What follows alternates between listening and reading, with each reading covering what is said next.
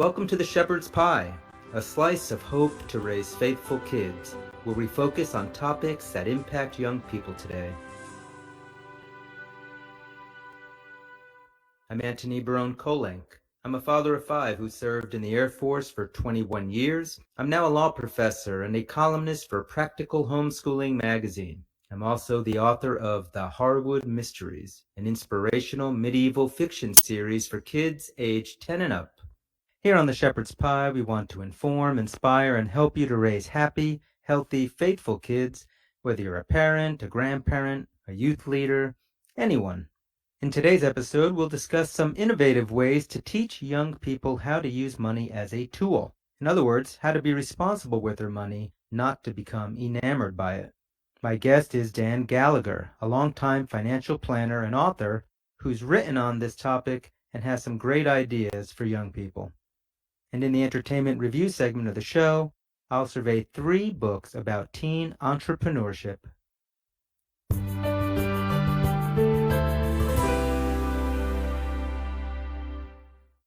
Teaching kids how to handle money isn't an easy task.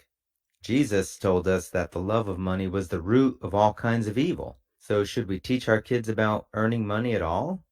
Especially when they're young? And how young? How do you do it in a way that doesn't get them so focused on money that it drives their lives? When I was growing up, I wasn't one of those kids who got an allowance. My mom gave us a list of chores to do every week, and that was our family responsibility, but we didn't get paid for doing those chores. However, I did get a paper route as a young teenager, and I wound up working throughout my teen years. And I can tell you that having to handle money with the paper route taught me a lot about responsibly handling money. I can also say I remember vividly the first time that I really had a tiny little bit of financial independence, was able to ride my bike to a 7-Eleven and buy myself a box of Lucky Charms cereal with my own money. Now, for our own kids, raising 5 kids of our own, my wife and I took a different approach. We did give the kids an allowance, and we tried to teach them how to set aside their money for the future. We would make them take part of the money they would earn, whether it was doing chores or extra work around the house, or whether it was even their Christmas gifts or birthday money, and we would make them set some of it aside in a savings account, trying to teach them the importance of always putting money aside for the future. And we'd also try to have them set aside some money for God and for church. I myself had experienced the benefits of tithing as a young adult when I really became aware of the importance of tithing our income and the blessings that God gives to those who tithe.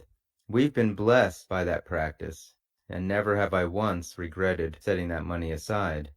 So I do think there is a place for money in this world. Jesus even told some parables about shrewd money lenders and others who were captured by their money. So money itself, it seems, can be used for good, for evil. It can own you or you can own it. And that's what we talk about in our interview segment today with Dan Gallagher, who's an incredibly experienced financial planner, who brings up some pretty creative ways to teach young people how to handle money and not to let money get control of their lives.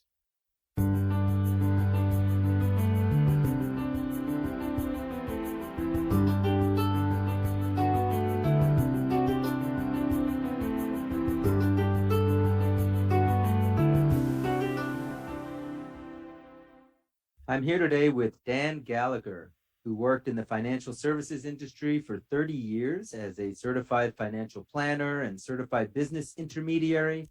And he's also the author of The Secrets of Successful Financial Planning, graduated from the Virginia Military Institute and spent 9 years in the Army and Army Reserve.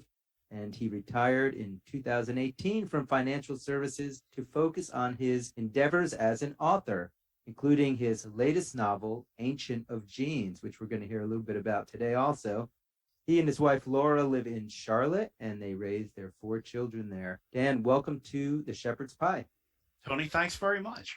You have got this amazing background. Tell us a little bit about what does a financial planner do, and how did you get involved in that?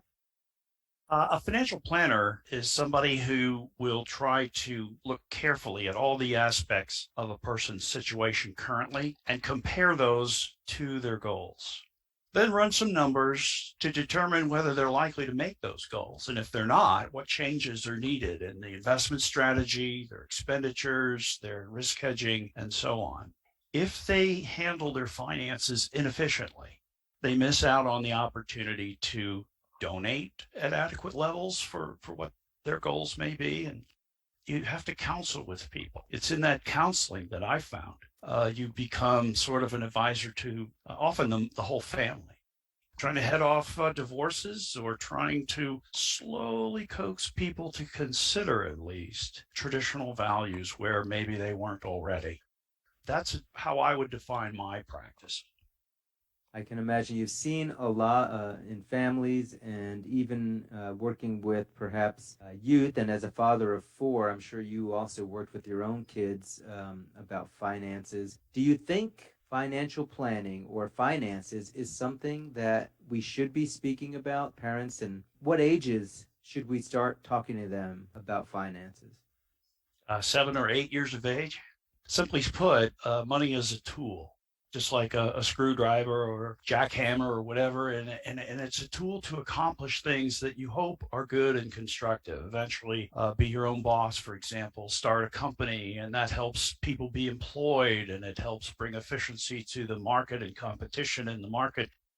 There are a lot of social goods and individual goods that are very valid. But if it's not truly wise, you're not going to hit those goals. You're not going to be able to do those things. So what do you tell a middle schooler about finances? Well, there are a couple things. One is if the parents are in a high tax bracket, for example, you want to just not necessarily just give them an allowance and then teach them to be careful about how they spend their money. That's a valuable thing to teach them, but it's too limited, really. One of the things you should do is arrange for them to be their own taxpayer. For one thing, they can earn up to $3,000 without being taxed in the first place. And then, of course, if they have a little business like cleaning your house and all these things you think of as not really business, but they could actually create a business. They begin to learn about the management of money, that it takes money and effort to make money. And they can become wise spenders, wise savers, wise investors. And the best investment is in yourself to improve your own abilities, learn new skills. It's more interesting. You get more out of life. You're able to serve others better. You may be able to earn a higher income, not for the sake of just becoming wealthy, but for the sake of doing more with the tools, as it were, with the gifts, the talents that you're given. So you're saying instead of just giving them an allowance and leaving it at that, I mean, you're talking about making it a more formalized arrangement with them, or like how Yes, does that work out? I would have them start their own business because they have to learn to fail too. But you can guide them, draws the relationship closer. You have more in common instead of just, teeny boppers or teenagers kind of just sitting around with their phones and stuff. And that's how they relate just because they're in the same room with their parents. That's not really relating. Instead, they could discuss with their parents, well, what do I need to learn in order to develop, let's say, a graphics company? Encourage a kid at different levels of complexity as they age to begin to attempt to master. And if they don't succeed at one thing, bring them on to another. They have to learn to fail and not to get all broken up about it. So there's an emotional value or maturing that you can instill and develop in the kids through the use of money. You can loan the money, for example, to start that graphics business or programming or whatever it may be. That's pretty cool. So if you had two or three big picture concepts that you want to teach a kid, what would be those two or three things? Why spending, why saving? But first of all, it's the attitude about money. Money needs to be seen as a tool, not something to hoard.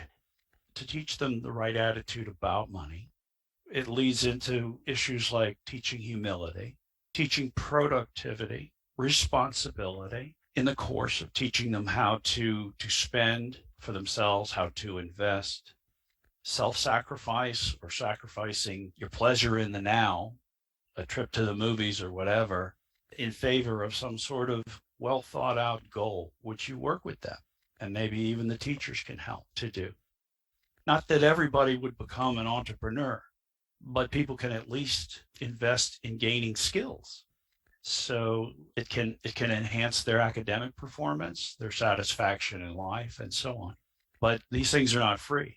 Typically, obtaining skills, you're going to have to buy a course here or there. You're going to have to get, as it were, plant and equipment if you're going to do anything from selling lemonade to a graphics business. If parents are working, especially with younger kids, low teens especially, do you envision parents like having them open up a savings account at a bank to work this out, or are you working out something at home with them where they're managing their money kind of at a closer to home level, or what would you recommend? I would use a savings account. It shouldn't be commingled with the parent. One of the tax advantages for the parents, if they're in middle to higher income brackets at least, is that if the kid does earn a profit or that sort of thing, you don't want it attributable to the parent, because it could even push the parent into a higher tax bracket. And the IRS loves to say, oh, really, the parent's responsible for this. So we're going to attribute this to the parent's income. No. Make it validly the kid's income, lower bracket, and a decent threshold before they even have taxation in the first place. Some kids, if they get money, they want to spend it. They want to maybe save up to buy something they really like, or some kids just, they have money, they want to spend it. Yeah. Do you put rules on them that they have to follow and how they spend their money? Well, you have to have buy-in, or else, you're the ogre, right? So you teach the kid that they're just going to be happier and observe and point it out when they're proud of something, when they have rewarded hard work with a little bit of a splurge, you say, or recognize that they've hit a goal to save up money for summer camp, and you're going to put in some too, or save up money for a side course that they might take, or some sort of equipment that they're going to buy and utilize in maybe a business, or in gaining some sort of skill, like acquiring a skill to draw, or to have any sort of art, or create anything, technical or otherwise, is something that usually requires money. And if it requires money, it requires discipline, self-discipline, that they should be rewarded for and praised for in order to gain that new value of practice. So money at different stages of a kid's life as they go into adulthood should be well managed. But you start with the attitude about money and what it can be. It's a tool to do good things with. What about as kids get a little older and they're going through high school? Any different suggestions on handling them through that period of time? Pretty much the same thing, but more and harder work on their part. By that time, they get a real satisfaction out of hard work. If they're not doing that, you show them examples of what hard work can bring. You don't want to say, oh, you're lazy, you're not doing this and that. That's going to separate parent and child.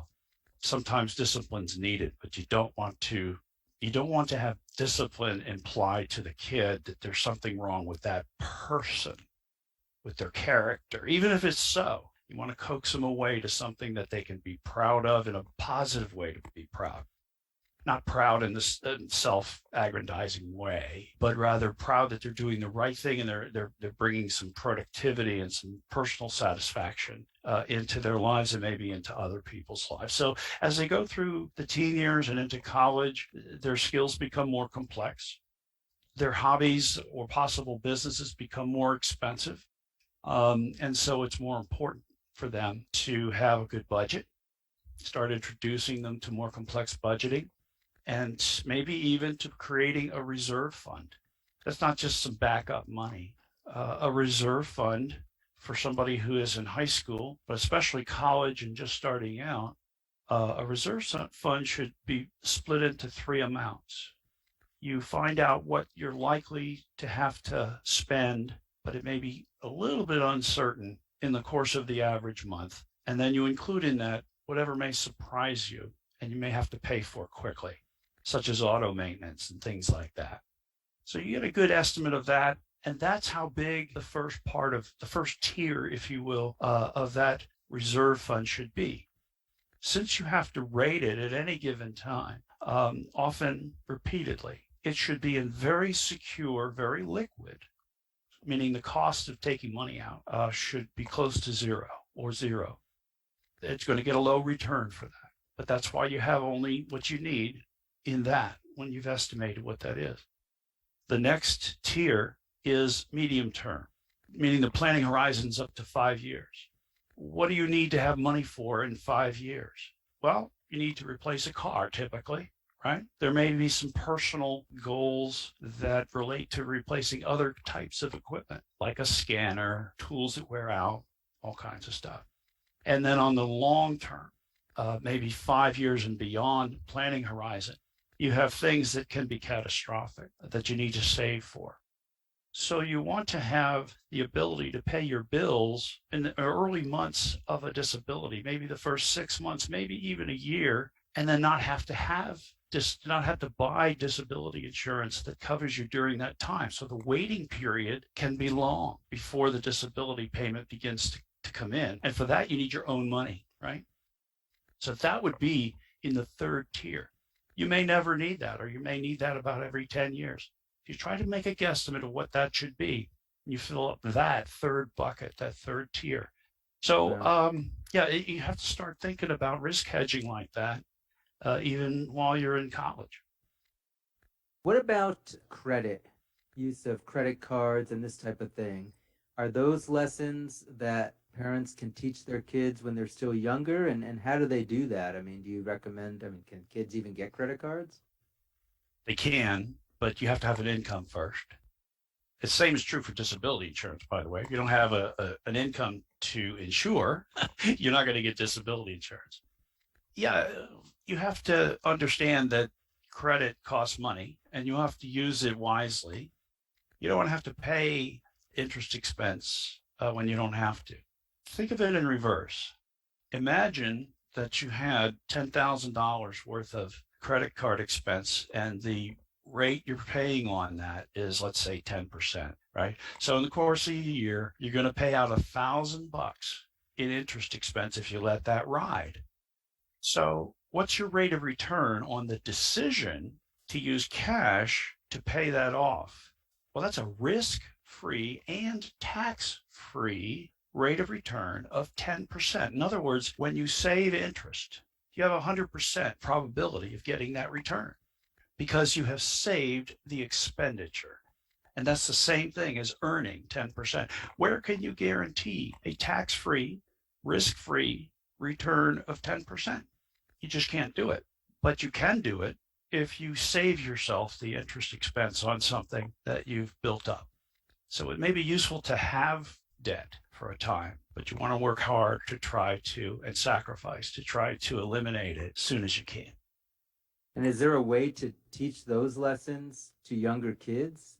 Ways that parents or others can teach those kinds of lessons to kids?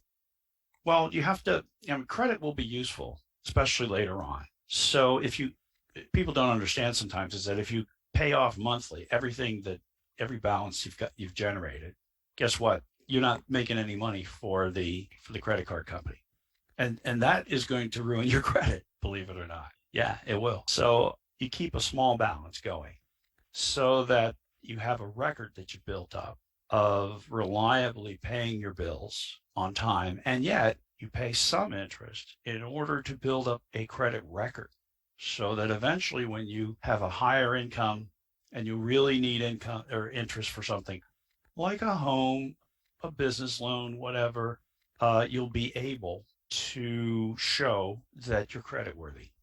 And you can teach kids that lesson? Maybe just let them see how you're managing your own credit, or do you have some method to work with them when they're young?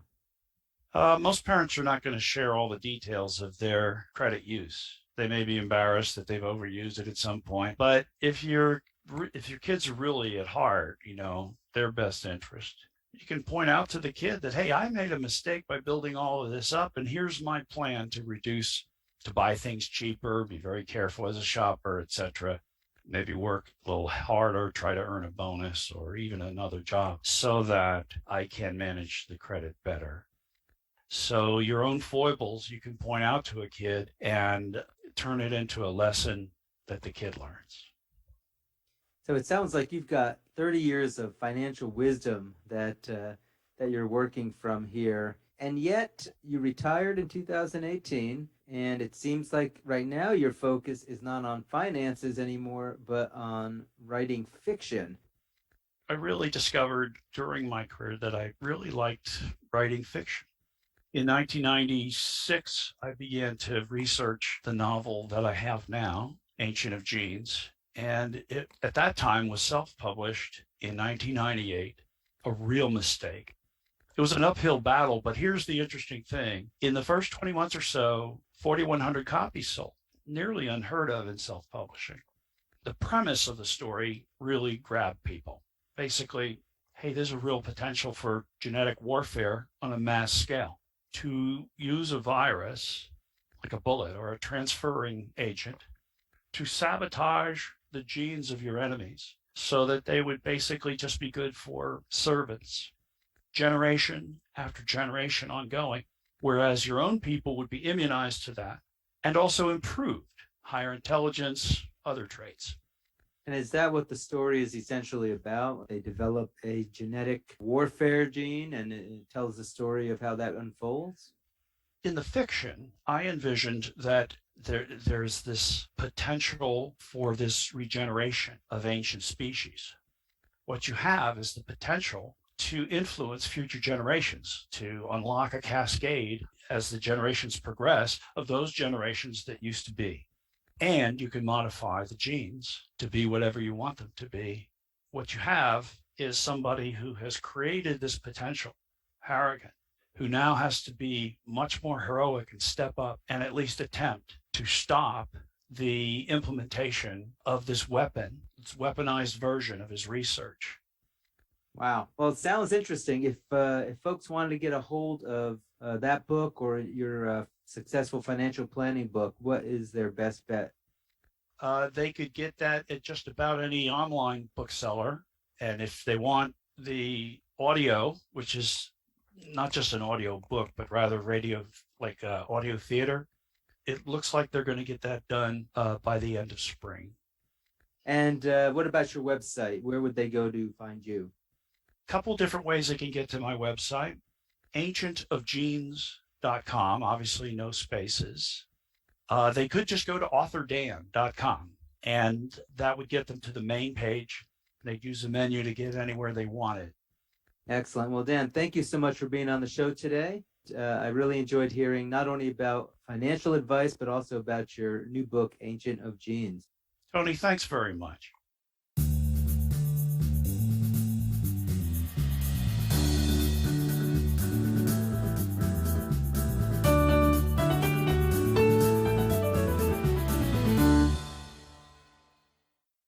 In our entertainment segment today, I want to discuss 3 books about teen entrepreneurship. We've been talking with our guest Dan Gallagher about how teens can run their own business, the proper use of money, and how to be responsible with it. There are a lot of books out there about teen entrepreneurship. Some of them are a bit dated, and some of them may present questionable advice to parents who are concerned about their kids focusing too much on the accumulation of wealth and not as much on being responsible, healthy adults. One of the most popular guides out there is called The Young Entrepreneur's Guide to Starting and Running a Business. It was published back in 2014 by Steve Mariotti, who started the Network for Teaching Entrepreneurship, so he's made a career out of this idea. His book still is selling very well, and it's been very positively reviewed with very practical guidance on how young people can start their businesses today. If you're looking for something directly from a teen's perspective, there's a new book out in 2021 called Teen Entrepreneurship, the #1 book for teenage entrepreneurs. It's actually published by a teenager, Jack Rosenthal, who is a 19-year-old entrepreneur and investor. He has independently published this book, but it also has reviewed pretty well. The interesting thing about this is he's writing as a teen for teens, if your teen is looking for a perspective from someone their age who has actually done it successfully. As a parent trying to teach young people about money, however, some people might be concerned that their kids focus too much simply on the accumulation of wealth. For that reason, I'm a big fan of Dave Ramsey. He's been around for a long time. He's had talk radio shows, puts out a lot of books on how to get out of debt, stay out of debt, and responsibly use money. And his Christian worldview is much more in line with my own and those of many other Christian parents I know. He has teamed up with Anthony O'Neill to put together what's known as the Teen Entrepreneur Toolbox, taking some of Dave Ramsey's principles that you might know about and applying them to teenagers. The nice thing about Dave Ramsey is you always know that he's coming at it from a perspective that you would appreciate as a Christian parent. And his toolbox is actually quite practical, helping teens figure out what types of businesses they can start.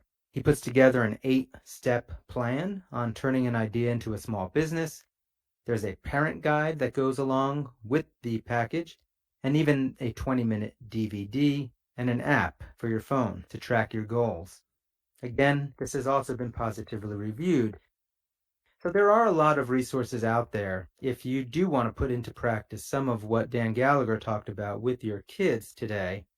While I can't vouch for any one of these personally, I can say that do some homework and you'll see that there are a few that rise to the top.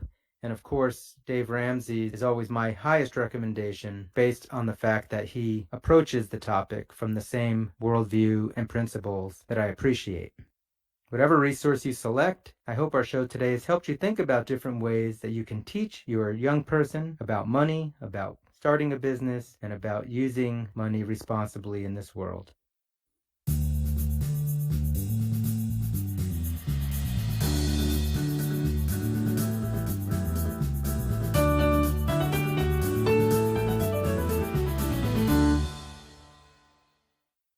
That's all the time we have for the show today. We spoke with longtime financial planner Dan Gallagher about ways that teens can learn how to use money. And I surveyed 3 books that discussed teen entrepreneurship. Again, this is Antony Barone Kolenc, and this has been The Shepherd's Pie. If any of you listening today have a question for me or a topic you'd like to have us cover on the show, please drop me a line on my website at antonykolenc.com. That's ANTONYKOLENC.com. Also, if you visit my website, you can learn more about my historical fiction series for kids, The Harwood Mysteries. I'll end as always with my wife's favorite scripture quote from Romans 8:28. We know that all things work for good for those who love God, who are called according to his purpose. May the Lord bless and keep you this